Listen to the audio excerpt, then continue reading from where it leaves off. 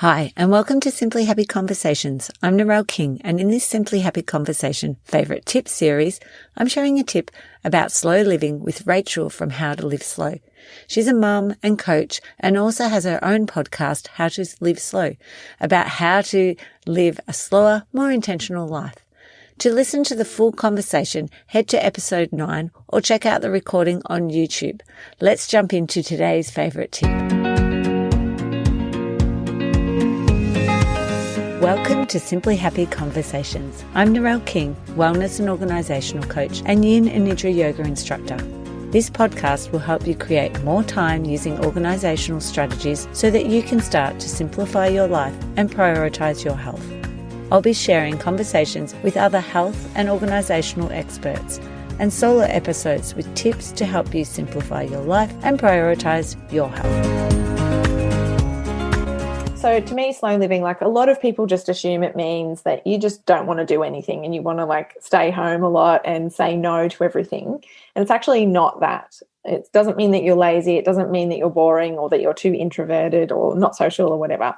It actually has a lot to do with understanding what your values are. So if you say that your number one value is family, and then have a look at how you're actually spending your time and making adjustments, so that if your number one value is family, but you never actually cultivate those relationships or spend time with your family because, you're working or you're doing all other things, keeping yourself busy, keeping the house clean, whatever it is, what we do as mums, actually what you want to be doing is spending more quality time with the kids. Well, how can you implement that a little bit? And that's why, we're at the start of our conversation, I said about rituals and changing your routines into little rituals for those quality connection times. So that's what slow living is. It's really a realignment of your life. I kind of think about it as how people talk about organic food is actually real food. To me, slow living is actually real living. So it's taking away all that stuff that we think we have to do and unsticking ourselves from the stories about the shoulds and the hustle and the achievement of external stuff, and really looking at, well, what would I regret more?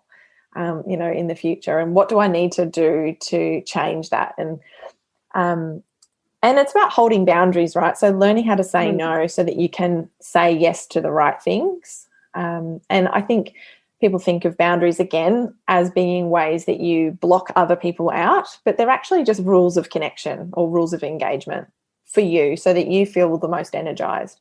So when you get 100 million invites and your kids want to do 100 million sports and everything, you've got to filter, because you've got really strong boundaries. You've got to filter so that you can allocate, all right, I'm going to see this person because I really want to see that person and engage deeply with them.